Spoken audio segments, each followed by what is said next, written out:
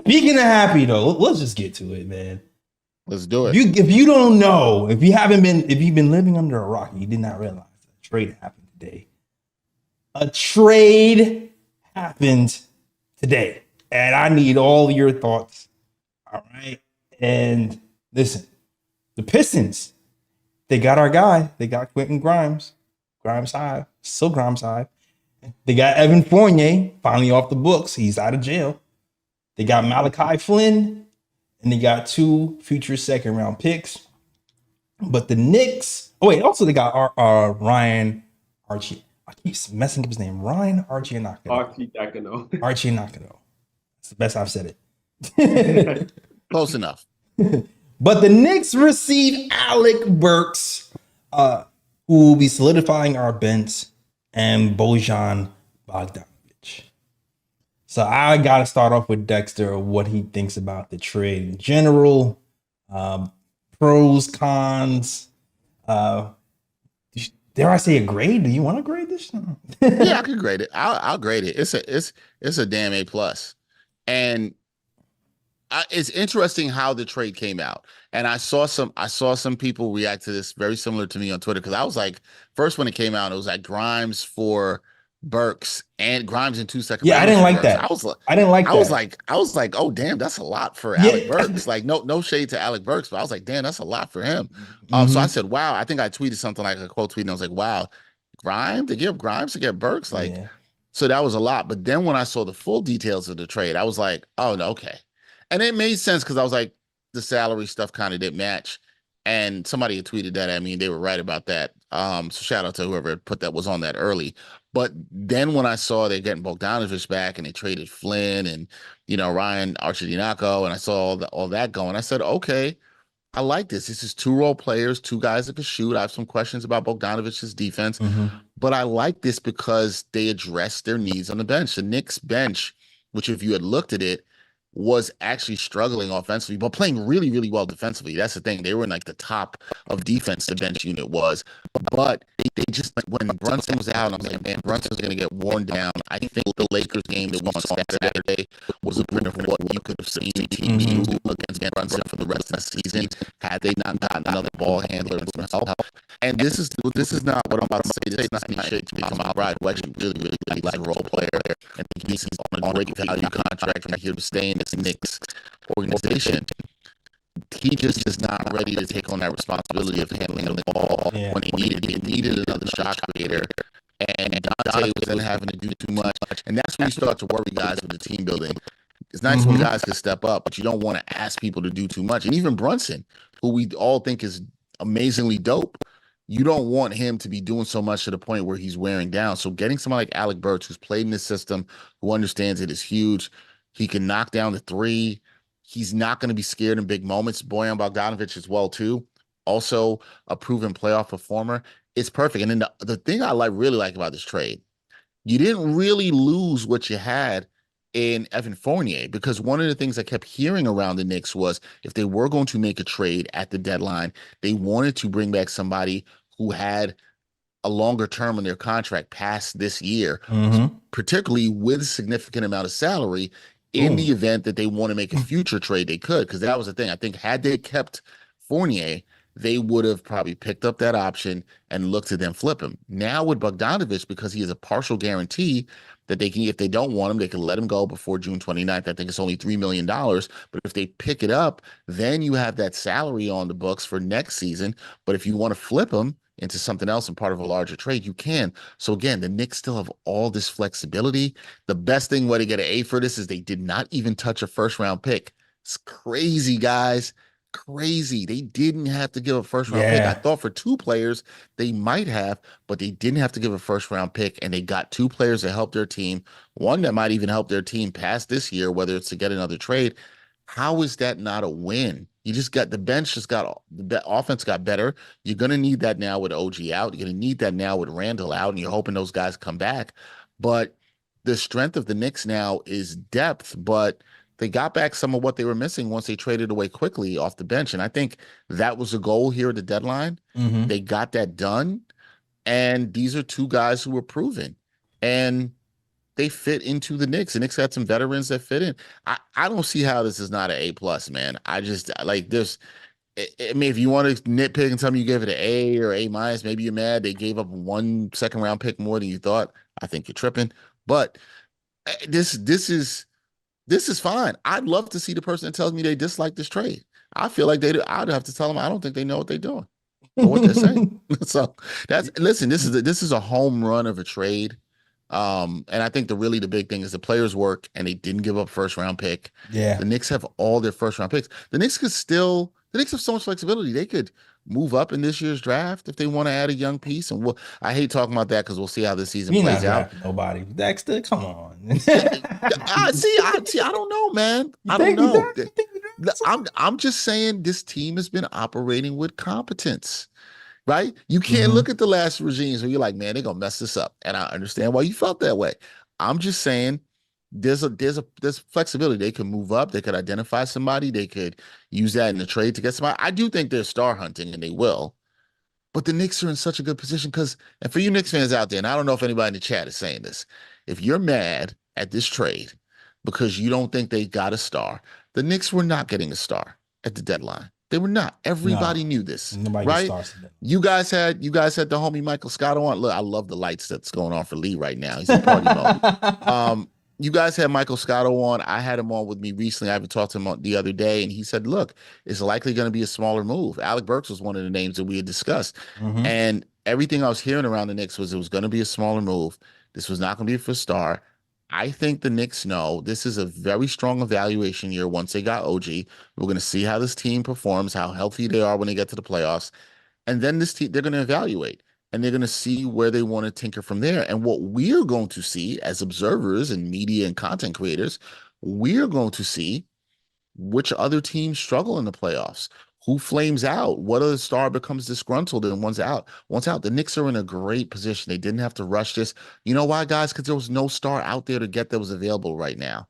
There was none that you want. And I know people think that's the case, but there was nobody on the market. Who are you going to get? You going to tell me DeJounte Murray? Nah. The Hawks also knew they could get more for him in the offseason. They weren't going to do that. Zach LaVine went off the board when he was out, and I wouldn't have wanted him anyway. Yeah. Karl-Anthony Towns, I don't know why some of y'all want him at all whatsoever. Don't get it. There's nobody out there. I didn't say it. He said it. I didn't say it. But here's the thing, guys. What happens? Let's look at the team that the Knicks played tonight. What if the Mavs flame out in the playoffs and people start talking about Luka? That's what Lee says all the time. What if the Suns flame out and Devin Booker's like, yo, I'm trying to get up out there? That's what I said. You don't know. What you want to be is a competent organization with a good culture that's winning, that's then attractive for stars who want to come and join and be a part of it and pair with Jalen Brunson. The Knicks are put themselves well in that position right now, and that is all you could have hoped for. And they're winning games too. So It's not that bad. A+, man. A+. Yeah, A+. Yeah, A+. Hey, man, listen. I'm not gonna lie, Dexter. I got the news in pieces, so my thought process was very similar to you, especially because Mike was here. I'm very much reading all of Mike's articles. I'm very much reading what people are worth and what executives people think people are worth. And I remember distinctively, even mentioning on this program, I wanted Alec Burks distinctively because I felt like we can get him without giving up much. We can get him for 2 second-round picks. That's what executives said in his write-ups. They feel like he's available for 2 second-round picks. So when I saw 2 second-round picks and Quentin Grimes, I was like, wait, what? Yeah, it felt like an overpay. Yeah, it felt like an overpay. But then the Pistons won. I think the Pistons won like a first for Bojan. I believe I read that. I'm not 100% sure. Probably like they were. No, you're right about that. They were looking for a first for Bojan Bogdanovic. They were. Yeah. So it's like if you think of it, it's like, okay, well, they wanted the first for Bojan, but they gave Grimes instead of the first. Then in my head it was like, okay, it's making sense now. It's making sense. Okay, now I can see where everything fits. I still have my concerns with his defense. I said this a few times on this program, and we'll get into that. But I can't be mad about that thought process, especially because Leon Rose, you sly dog, man. You smooth. Especially because OG Anunoby, as soon as the trade happens, Woj bomb drops, boom. OG Anunoby had surgery. I got questions. I remember watching the putback and Stephen Bondi saying in particular, hey, I think the Knicks are being coy on the injury because they don't want to see desperate at the trade deadline. I He remember him did say saying that. that on the He putback. did. He did. And then the news drops, and as soon as the trade happens, boom. All of a sudden he had surgery. When exactly did the surgery happen? Did he have surgery like 2 days ago and he hit it? Like, I feel like Leon's playing No, chess, man. I think that's very possible, especially when you looked at the wording that came out before after the previous game, after Tuesday's game, because then the Knicks, he was day to day, right? And then the Knicks were like, he's out. And I was like, oh, this injury might be a little bit more serious. Now, what Steph had alluded to there, and he's right about, and this is all the stuff that like fans should know too. You can't show all your cards when you're trying to make these deals, right? Mm-mm. Because if a team knows that you're down bad and desperate, if a team had known that about OG, they would have said, okay, Randall's down, OG's down, and we Mm-hmm. just saw Brunson roll his ankle the other night, even though it doesn't look that bad. Oh, they're down bad. So now we're going to try to fleece them. And they would have had you. But because they didn't know that, you know who was really mad today? Troy Reaver, when he saw that news come out. That man was not happy. He was like, damn, could have got him for a first. Could have had him. Exactly. Could have, it's like we could have had him. But you know what? Well played. Well played, poker player Leon Rose. Well played. That's how you play the game. You know what I mean? You don't put that out there. And I'm sure the Knicks kept that very close. And yeah, maybe he had surgery earlier. They didn't do anything against the rules. They did list him as out going forward on the injury report. They did say that. They just didn't give specifics. And Knicks also, to be fair, they haven't really been that clear with injuries lately. You know, it took us a while. We found out that stuff late about Mitchell Robinson when we thought he was done for the year, and then we find out, Mm-hmm. oh, he might not be done. So the Knicks, it's a little gamesmanship, and you got to respect it, man. You got to So respect it. When Steph said that, he knew something, and that was a good call on his part. It was a good call. a very, very good call. That and combined with the Grimes stuff, because Grimes had a knee injury. He tweaked his knee one game, came back in, Mm-hmm. and then you never saw him again. Mm-hmm. So he was good enough to play the same game, but he was not good enough to play subsequent games in a row. I And see now what you're he, alluding to there. You're wondering if they held him out. Maybe. yes, Maybe, maybe it's possible. Listen, this is trade season, but man, anything is possible at these times. You know what I mean? Like it's anytime it's the trade, it's the draft. I'll tell, believe half of what you hear or what you see too. There's a lot of gamesmanship going on, a lot of information being withheld, and who's interested in this and who's willing to give this, and that's the yeah, NBA movement to the front office, man. It's a lot of there's a lot of lying. Let's just put it like that. yeah, There's a there's a lot of lot. lying. Yeah, There's a lot of lying, and shout and out the to game is Raw. the game. Shout out to Raw because that's where I got that hypothesis from. Raw said that. I was like, damn. No, it's not crazy. Not crazy at all. No, For sure. not crazy. Yeah, I want to get y'all thoughts on the trade too. I know it's me and that. What did y'all think about the trade? Go ahead, Ryan G. I already know Lee got the A. I'll say this. Like everyone else, my thoughts are pretty much mixed about the trade at first. When I saw 2 seconds in Grimes for Burks, I was kind of annoyed because I felt like if they were to trade away Grimes, they might have well done it for somebody who was, a guy that probably could have made a greater impact, like DeJounte Murray or someone like that. Mm. But then as the trade fleshed out and I saw that they got Bogdanovic and Burks for basically Grimes in 2 seconds because the other players aren't even a part of the Knicks rotation. So the Knicks losing them isn't no major deal. So once I saw the trade from that aspect, I was like, okay, it's not that bad of a trade. And when I think about the trade, of course, I wasn't too high on Bogdanovic because I know he struggles defensively. And when I look at the makeup of this team puts his hat on defense. It's a defense first team. And I felt before the trade, the Knicks had a championship caliber defense where they could pretty much match up with anybody and give any team hell on any given night. So I didn't want to see that get messed up. And Grimes was a part of that coming off the bench. So that's why I wasn't really too high on the Knicks losing Grimes in the first place. But now when I look at the trade, I'm like, okay, the starting lineup when healthy, they're gonna bash teams. Defensively, championship caliber to starting lineup. And that team's gonna produce very high plus minuses in games. So basically, if you have a starting lineup that can bash other teams' starting lineups and actually jump out to leads, basically all you need is a bench that can keep a lead.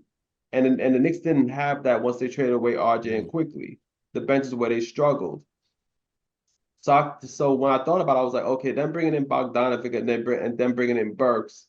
Even if Bogdanovic is a quote unquote cone on defense, you would think that with Burks and Bogdanovic in that second unit, they should at least be able to hold leads, even if Bogdanovic is poor on defense. So the fact that the Knicks have a starting lineup that can pretty much get out on teams, build leads, and you have a bench now that are competent enough to where they can at least hold the lead, that's what the Knicks need. So when I think from that standpoint, it's a very good trade. And the thing is with Bogdanovic's defense, I know he's never known as a defender, but also at the same time, I do take into account he was playing with Detroit. Detroit is a bad all-around team. Yep. And sometimes when you play for a bad all-around team, you know that every game you play is going to practically be a loss. Sometimes you don't play with optimal effort on the court. So there's going to be a lot of times where you're just not going to care on defense, and you probably just going to try and get your points or whatever the case may be. So my hope is that him being in a quote-unquote contender situation now with the Knicks, that's going to make him at least play some kind of defense that he wasn't playing on the Pistons to make it at least a little bit, not saying he's going to be competent, but at least not be a whole traffic cone. He's going to at least, play some kind of defense with the Knicks, seeing that the Knicks is a contending team and that's what Thibs demands of his players. So from that standpoint, once I thought about it, I was like, it's a good trade. And I do think that it propels the Knicks into definitely top 2 in the East. I think they're right up there with the Celtics as one of the better teams in the East, and they have a really good chance of making the finals. I'm not all the way out of the window yet, but I do think that if this team puts it together and they play the way that I think they're capable of playing, I do think that they do have a strong chance to make some noise, and you never know. They could possibly win the finals. You never know. You know what my brain says? My brain says last year Miami went to the finals.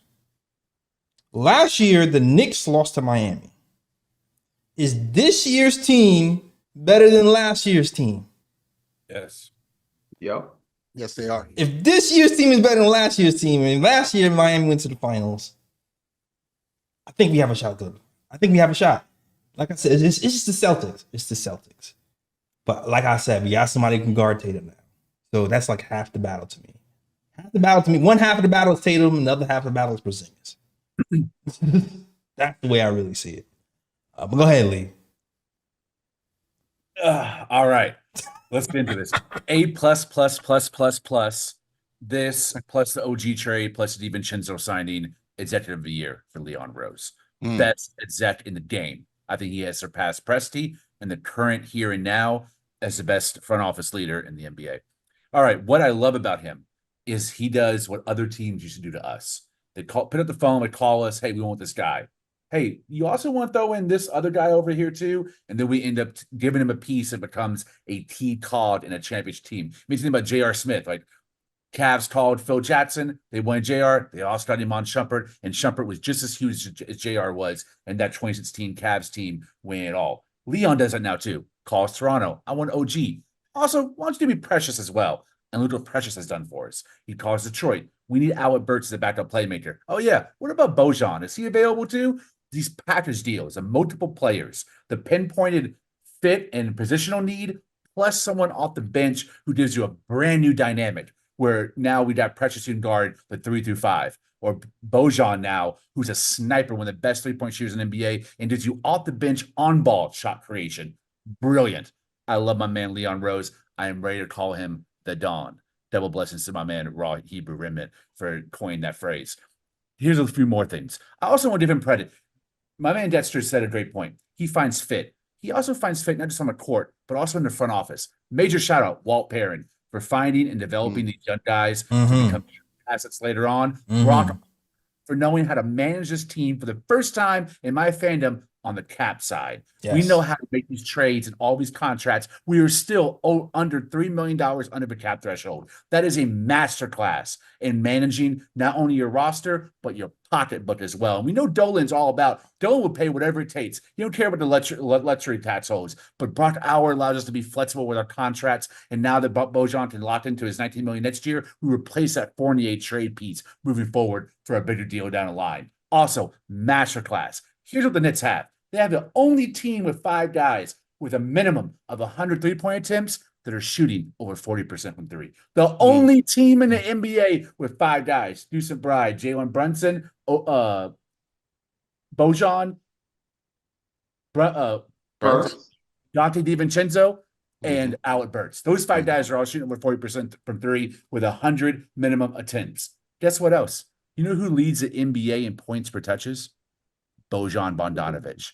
Number 1. Number 2, Embiid. Number 3, Marketing. Number 4, Kawhi Leonard. Wow. We did not just get a spot-up shooter off the bench. We have someone who can create his own shot and give you a completely different dynamic when he subs in for Julius Randle. Yes, he's a traffic cone, but this New York Knicks team has one of the best team defenses in the last decade, coached by a true defensive maestro and Tom Thibodeau. Yes, Dexter, I am giving him his flowers. Yes, I was wrong when I was on your show. Believe it. I was right then. I'm wrong now, because I said that before his masterclass playoff second round appearance. For the second time in his career, he beat a hired CA team. I am now fully on the Tibbs train. I burnt the sign. I put the sign through the wood chipper. It will no longer exist. No fire anything now. Not only hire, extend. Listen, we have a great chance to win a championship this year. I think it will happen. I think it's likely. The finals is the bare minimum. Those stats and things I just pointed out are things I have never seen as a fan in the James Dolan era. I wasn't here for 99, wasn't here for 94, wasn't here for Bernard King, wasn't here for 70-73. I've only been here for James Dolan. And that says a lot. And I've never seen a front office move with this much competency and education and thought process. And it is a beautiful thing to behold. And it's going to give me and my father a championship to hug and cry on each other's shoulder. And we will be outside, Ryan G. You know what I'm about to say. We're outside forever. I want to say something that you said, Lee, that I thought was really good. And it made me think about something Ryan had brought up the last time I was on here with you guys. Ryan spoke very astutely about the need for flexibility for this team and watching against the changing CBA and the second apron, and we were talking about all that. And that's one of the things I think this team has kept in mind in the team building a ton, especially with the new rule changes coming to the cap. And so you look at that contract getting from Bogdanovic. You spoke so astutely, Lee, about how important that was for them as well, to add that, just to have that flexibility to trade for a big salary. And the thing I keep bringing up, this is a team that I said earlier, they don't have any bad contracts. They also do not have anybody that is on a max contract. It's a team that is winning right now with nobody in a max contract. Now, we all know that is going to change. That is all going to change after next season when Jalen Brunson gets the bag. We all know that's going to change. But the key in sports, in any salary cap sport, is, can you win and maximize the most out of your team before it gets expensive, before you have to pay your star like a superstar? And the Knicks are at the point where they're moving up and trending up while they're still below the luxury tax. They're not going to be that second apron. They are going to get there again after next season. It's going to happen. But hopefully at that point, they are officially stamped as consistent championship contenders. You want to pay. This is what Ryan and I were talking about last time. You want to make sure when you're at that point that you're in the point of championship contention where it feels viable and it makes sense that you are paying a large amount with the luxury tax and aprons and all that stuff, that it's worth it. That's when everybody's like, man, go run and get a star now at the trade deadline. That's why it doesn't make sense. You're not. I Yeah. know Lee's been jumping out the window and we're saying all this stuff, but you're not 100% sure yet about this team. You feel good about it. The vibes feel good. You feel really good. But what the Knicks do in the playoffs this year still matters a ton. How Julius Randle plays if he comes back and is healthy is going to matter a ton in terms of developing. But the good thing about the Knicks is they have options. They can look at this team. And if something doesn't work, or like Julius Randle stinks again in the playoffs, maybe he's gone. I'm not wishing him gone. I'm just saying maybe this happens. Maybe somebody else doesn't work, and they have the flexibility to tweak with that. And that's the competence that Lee is talking about that I think is so good for the fans. And I think I forget sometimes that the younger Knicks fans, like Lee, you just said that, you're like, man, I didn't see 94. I didn't see 99. And I was young. I was really young at that point watching those teams. But the 94 teams, those early 90s teams, they were run with this kind of competence. They Yeah. knew who they were. They knew the identity of what they were. And I'm glad to see that for the younger Knicks fans who maybe didn't get to see any of that at all, because the last, 20 plus years before 2020, it was rough, man. Those were Yeah. rough times, So I think to see that now and just see a level of thought process and thinking about the identity, even in Leon Rose's statement that he put out today on Twitter when the Knicks tweeted that out, he talked about culture. He talked about Burks coming back and Bogdanovic and how they fit in. And I really believe that even though we don't hear a lot from Leon Rose, I do believe that based on what they've done, he's thinking about those words, thinking about culture, continuity, how all that works and plays together. And I think you have to really think about the team building specifically in when the team is going to get expensive, because the team will get expensive soon. But you want the team to be at the point where the players are invested in, like a Brunson. You invest in him and give him the bag. We know it's going to be worth it. We know that already. That's a question you don't got to worry about. It's just the other pieces around him and who's maybe the other piece you trade for and put around him. Mm-hmm. But this is the position you wanted to get into, Knicks fans. Yeah, man. We're here. For man. all the fans that were trying to rush it, Yeah. nah, man. This is where you were trying to be, and it wasn't a sprint. It was a marathon. Yeah. And they're still running the marathon, but they had a good pace right now. Yeah. They had a good pace. I remember losing in the playoffs last year, telling them like, "Yo, calm down. Like, we still in a good spot, guys. We got flexibility." Yeah. Yep. What do you mean flexibility is in championships? What's the line? Yeah, there's like one mantra that just kept being chanted over and over again. Oh, y'all have to want better for y'all team. Y'all have to like y'all just happy with any old thing. Championships aren't built overnight, man. Yeah, That's not how it works in the NBA. People want the quick fix, but it doesn't work. It does. If the quick fix works, show me an example outside of the 2008 Celtics, where they traded for 2 Hall of Famers to add with another one, right? Where they went from literally the worst record in the league to winning a championship. If it was like that, it would happen more often, but it doesn't. It doesn't, because there are no quick fixes for this. We all talk about how great we love Denver and what they're doing right now. And yes, they got a great find in Nikola Jokic in the second round, who's arguably the best player in the league. But you know what? They made other competent moves, trading for KCP, picking up Aaron Gordon, which I think is almost like their version of the OG Anunoby trade a couple of years ago. And people looked at that trade and said, it's Aaron Gordon. It's okay. Yeah. Now you look at him and he's an integral part and a fourth option on a championship winning team. So it's the little moves.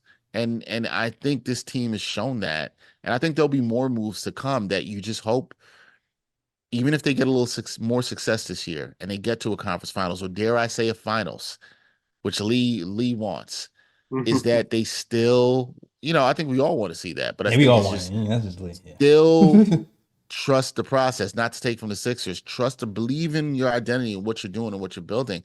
I mean, I think all that stuff is applicable to life. It's not just sports. It's applicable to life, man. Absolutely. Like, Yeah. you got to trust the process and believe in what you're doing. And if not, what are you doing it for? Like, what are we doing here? So there's no quick fixes, man. No shortcuts. Don't work like that. Yeah. Shout out to guy like, hey, Terry Trick. I got questions. I have questions now that I want to ask that because here's my thing. I know Tom Thibodeau. Tom Thibodeau likes defensive guys. So when they traded for Bojan, I remember when they traded for Kemba Walker and he got benched. I remember when they traded Evan Fournier and he makes $19 million and he got benched. Now we got Bojan Bogdanovic who's making $20 million. And I know he's a traffic cone on defense. Now, in the perfect world, he'll find a way to make it work. He'll put some defense around him, and then we'll still be able to flow. Right now, he's definitely going to play because the Knicks made this move specifically because I think they really made the move specifically because they knew OG was going to be out. Because I think I read that Ian said OG's elbow pushed them to making an extra move, and I think that might have been the Bojan. But when everybody's back, you see, shout out to NYK Terry, really good basketball dude, great father. When you see all these things together, you see that starting five there. You know there's only a 9-man rotation. You know Tom Thibodeau likes defense. Who is sitting? Who is sitting? Like, that's when it gets tricky. When everybody is back. Right now, there's people out. You got Mitch, he's out. You got OG's out. But when everybody's back, Miles McBride has forced himself into the lineup. Is he now out because Alec Burks is playing? Precious Achudo's been playing well. Does he now be out so Bojan can play the power forward? Is that what we're thinking? Yeah, I think it'll be likely. I don't see them like Bogdanovic would have to be bad and have to be affecting the numbers of the bench unit. I'm with Ryan in the fact that I think the purpose of the bench unit is to make sure they can like hold leads. And I think that he'll have enough competent players around him that they'll be able to do that and it won't be that bad. And I think he's also going to give a little bit more effort, like Ryan said, than we saw from him in Detroit. I actually do think that. Here's the thing that I don't mean to throw a question back at you, JLS, but I think the thing you got to ask yourself is, do you trust Tom Thibodeau to make the right decision there? And I believe even if you get a coach players, and if the coach says, hey, that player is not fitting and playing to what we want to do, he's not giving the effort, not giving the defense, you got to trust your coach and let him do that. You know, when Tom Thibodeau said that with Cam Reddish and we wasn't seeing him getting the limited minutes, people critique Tom Thibodeau, but has he not? He was right. Pushed and got the players to play for him the way he wants, yes or no? Not about who you like or who you want to see or you wanted to see more minutes for Obi Toppin and all this other stuff. Has he not tried to put the best players out there that he thinks is going to make him win? I trust him to make that decision. You got to give him credit. Yeah. He sat Fournier down. He sat Kemba Walker down. Even when they signed him to big money, he's like, nah, man, they ain't working. You got to give a coach credit for that, for standing on his principles of what he's about for defense and saying, if you're not doing it, you're not bringing it, that's fine. Everybody here goes to work. If somebody in your team is not bringing it to help you do what you do, you're not going to like that. And you'd want somebody in management to say, hey, yo, you got it. You got to be better or you got to get out. And I have no problem with that. So if it's Bojan that sits, or if he thinks McBride is the better fit for the rotation, or Precious, I trust that he will do the right thing. You know, and I think the front office has to support him that. To be fair to the front office, we also have to be fair on this. We haven't heard anything about the front office. They didn't push back on him with Kemba. They didn't really push back on him that much with Fournier. Fournier's been riding the bench pretty much. It was this year before they traded him. Like, they were like, hey, this is what you wanted. This is what you wanted to do. I know there was some pushback on Cam Reddish. They wanted to see that's the one I'm about Cam to say. A little bit more. Yeah. That was the one. But you know what the thing, I also still give Tibbs credit for that. Because I'm sure the conversations went like this, where Leon Rose was like, hey man, you got to play him more because we gave a first round pick. And Thibodeau was like, so. and I kind of get it. I get it from both sides.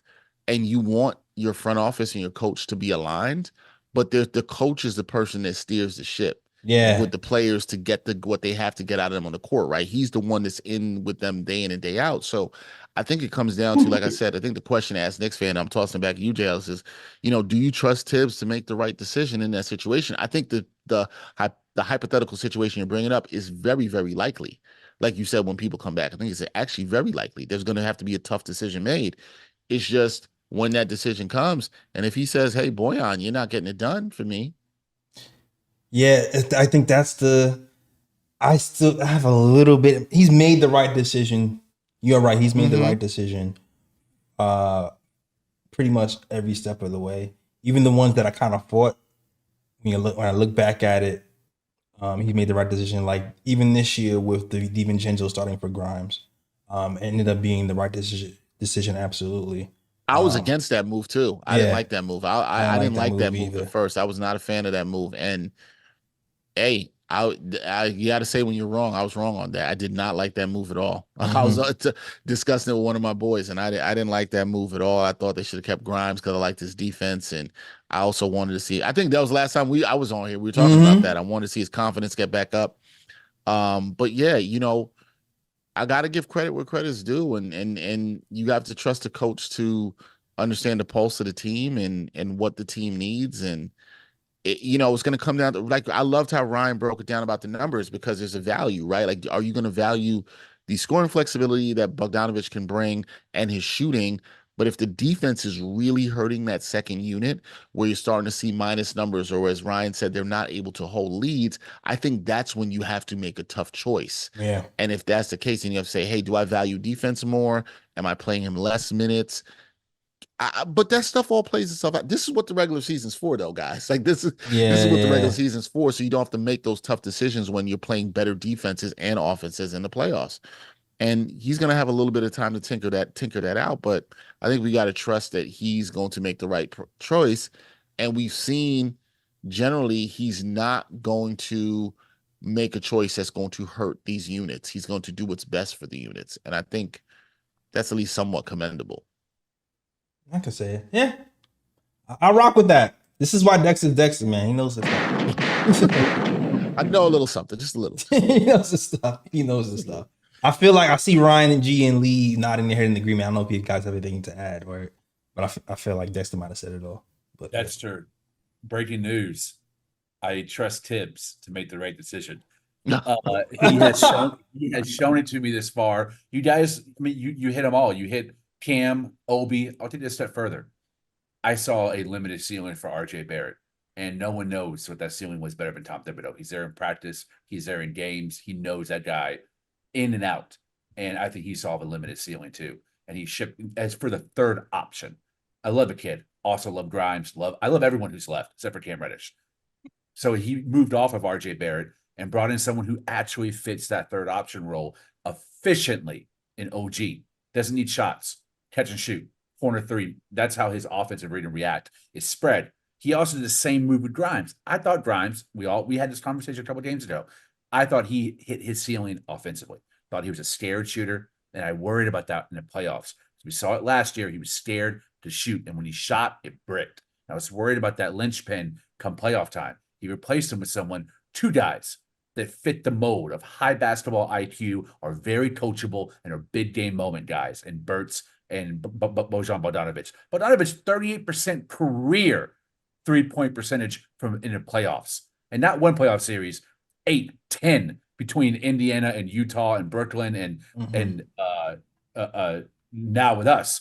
I think he's going to be a crucial pin. And the difference between him and Kemba and Fournier, we talked about this. They were brought in as starters. Bojan's off the bench. He's been playing against other bench guys. And unlike the other two who would guard starting the perimeter, he's going to be in the post. And I think he's better at guarding bigger post guys than Fournier and Kemba were on the perimeter. So I'm not as worried about that. But if Tibbs yanks him, because as Dexter said, the plus minus numbers, which he cares about, he's not fully on board with the analytics, but he does care about fit and efficiency with certain rotations. He'll be yanked, and I'll be fine with that because we have so much depth. That means more minutes are precious. Cool, awesome. He gives you a totally different dynamic and intangibles. But I think if Bojan works, you have a legitimate guy who can be the point of attack offense off the bench, who's currently giving the Pistons 20 points per game and the highest points per touches. That is incredible value for 2 second-round picks. Yeah, and I have something to add as well. And I find it very interesting because I do I do kind of have a question as well, because the way this Knicks team is built this season compared to last season, and I feel like the playoffs last year played a huge role with the direction of the front office this season, because I feel like the playoffs last year, based on the moves the Knicks made this season, was kind of like a quote unquote rehearsal, where the front office wanted to see how these guys are going to perform in the big stage. And RJ Barrett played well in the Cleveland series, but he didn't play well in the Heat series. Quickly was pretty much invisible on offense. He played good defense, but was invisible on offense. Grimes didn't really step up to the plate offensively as well. And Obi, he played decent against Cleveland, but again, Miami, he didn't show up as well. And I feel like the Knicks also, and I feel like in that Miami series, if the Knicks actually knocked down their open shots, they had a good chance. For sure. They would have had a good chance to beat the Heat and go to the Eastern Conference Finals last season. I think the front office looked at that and they were like, you know what? Just 3-point shooting. The young pieces we have here are good, but if we're to get to that next level, we have to improve the shooting on the team, and that's exactly what they did. And unfortunately, they had to sacrifice the young pieces to get those players here. But I feel like if the young pieces actually perform to their standard in the playoffs, maybe the Knicks would have went in a different direction with the moves that they made. But I feel like since they didn't perform to standard in the playoffs, and the team and the front office clearly saw that shooting was an issue for this team, they made sure to bring some shooters in, and to do so, they had to ship those young players out to transform this team into a possibly championship caliber team this season. I think, Ryan, I think that is spot on. I think that is lit. Can't say for 100% sure, but I am very confident that pretty much it went that way. And that's the point I was making forward. That's what the playoffs are used for. You're supposed to make that evaluations. Now, that doesn't mean that Quickly or Barrett or Toppin couldn't have ever got it done. But the other thing that to add to what Ryan said is that the front office had to do is their job is to maximize. The one thing they did evaluate from the playoffs, they said, oh, we got one in Jalen Brunson. Yep. So now we have to maximize that as much as possible, particularly before he gets to Supermax status. We've got to maximize that as much as possible. How do we do that? Exactly what Ryan said. We got to upgrade in areas where we can get shooting without becoming too old, without compromising our identity of who we are. And I think those are the things they did. And I'll say this, I think the same thing will happen this year in the playoffs. How the players perform, what they do, who steps up. Is somebody not physical enough?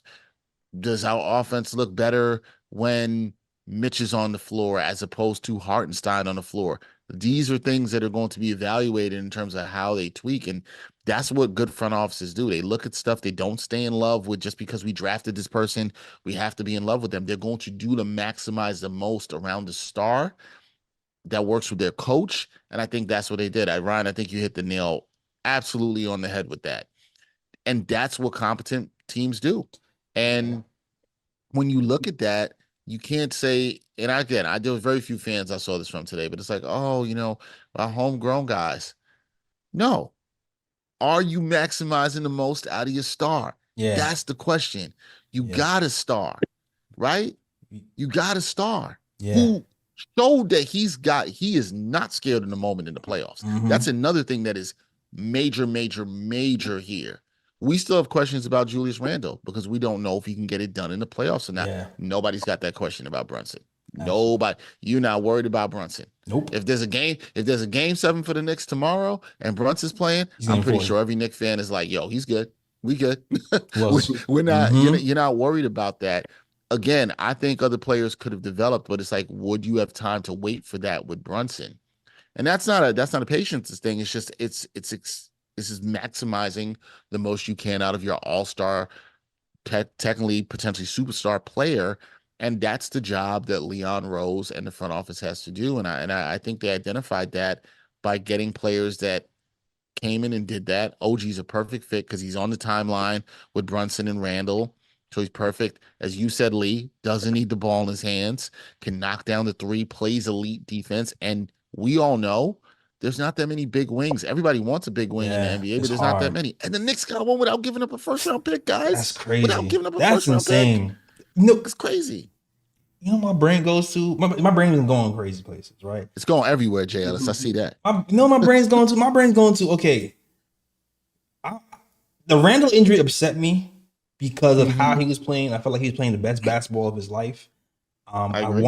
I pray that he comes back relatively healthy, and he's playing physical, right? He's using his shoulder, the one he injured, to clear space so he can play his power game. So I'm hoping he comes back healthy because I feel like that information this season, we need that information more than anything else this season because we already know Braden I agree with Brunson. that. I feel like that information, how Randall performs in the playoffs this season, might be the most important information we get this season. So I really want him to be healthy because I feel like that is going to project how we move in the summer. Because it can, like, if we end up shocking the world and getting to the finals and, like, I don't know, losing by, like, say we if you win scenario, say we actually go to the finals, we lose in game 6 or 7. Then you look at this team and go, okay, wait a minute. Maybe we let this cook. We got to the finals and lost in game 7. Maybe we made this cook. We got all these picks. Maybe we just go out and get like an OG clone who can shoot threes to play behind them or something. Maybe we go that way. Maybe we don't go the other superstar route because we realize we have enough. But if it doesn't work out, then he's like, you know what? Randall, he went to bed again. Maybe we have to move him and then try to get a shooter and then try to get like a 3-and-D guy, power forward. Like maybe you go that direction. So like I really want him to be healthy for this run because I feel like that's going to dictate what the front office does this summer. I think you're right, but I think the other thing too, Jay Ellis, is like if you go with Ryan's assessment of what he said he believes happened after last offseason, then you also have to be like, okay, this is a front office that is going to maybe wisely assess if there's a sunk cost in Randall, right? And it's not working, and they might just say we're going to move off. And I think that's something you want teams to do. I think one of the things teams don't do sometimes, this is across sports, is identify when there's a sunk cost. Like, this is the most we're getting out of this player. Or as Lee said a couple times, players he thought that hit their offensive peak. Sometimes you need to identify that and be like, yo, this is as good as it's going to get. Yeah. Or this doesn't work out. So let's get off of that right now because it's what's best for the team. It's what's going to extend our ability to compete for a championship. It's not getting tied in. Look, it's hard to build. Championship building of teams is not easy. I don't think we give enough credit to that. It's not easy. Otherwise, people be winning every year. The Warriors, as good as they've had a dynasty, right? They're going through it now because they tried to do the 2 timelines thing and then it didn't work. And now Steph is getting old and Clay is looking a little older. And it's like there's very small windows to win. And that's my point about why you have to maximize the most you can out of Brunson. And to your point, Jay Ellis, if they don't feel Randall is maximizing Brunson in the playoffs and you take what Ryan said in the assessment, then it's the thing you have to ask Knicks fans is, do you believe the front office and everything they've shown you that they're going to make the right decisions, identify that, and tweak again, even if it is moving on from somebody like a Randall. The way they've operated, I don't see why I would not believe that. Here comes Jeremy. I don't see why not to.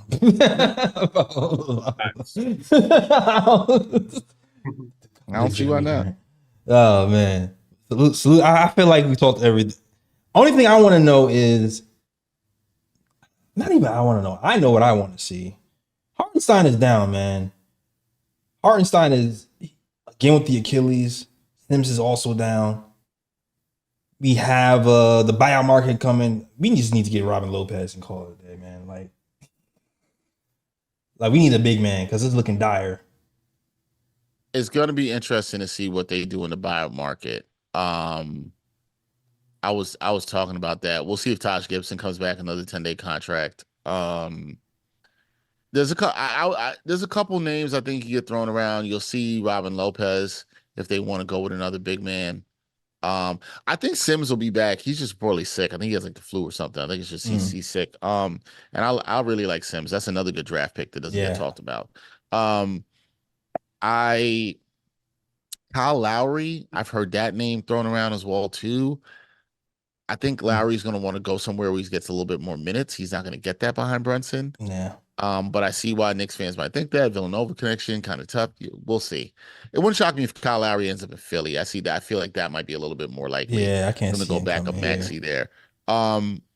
Spencer Dinwiddie's another name. He was at the game tonight.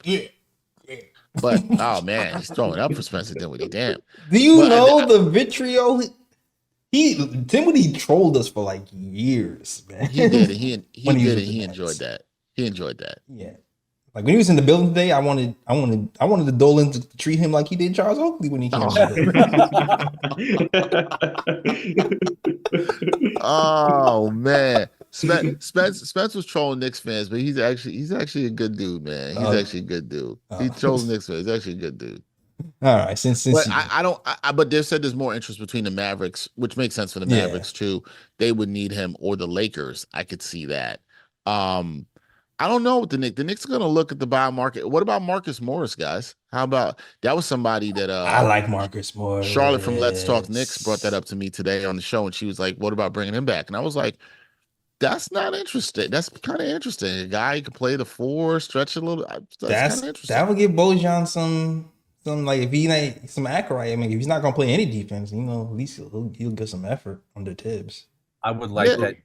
I would like that move just to stay in Randall's ear. He's someone who came with Randall at the same time in 2019 in that free agent. Steve Mills was his masterclass that summer. Power forward. Morris was Randall has pointed to Morris being a big mentor to him and someone who was in his ear, giving him. So I think reuniting him, Morris would have to acknowledge he's probably not playing at all. Certainly not in the playoffs, barring I'm not even going to say it. He's not playing at all. So if he's there, it's going to be on the bench role. But I like that for the locker room. He's a no nonsense, tough dude. And I think his voice would be respected and listened to in that locker room. Yo, Can I shout out Marcus Morris for getting us OG Anunoby low key? And Emmanuel quickly. Yeah, no, because look at the time. He got us he got us the Yeah. picks that got us Emmanuel quickly, which was using the trade to bring in OG Anunoby. So thank you, Marcus Morris, for your services, man. You got us. You pretty much got us a chip almost. Shout out Scott Perry too. You already know how I feel about Scott. That's Ninja my P. guy. Yeah, Ninja P forever. Yeah. Shout out to Marcus Morris. You brought us OG Anunoby. All right.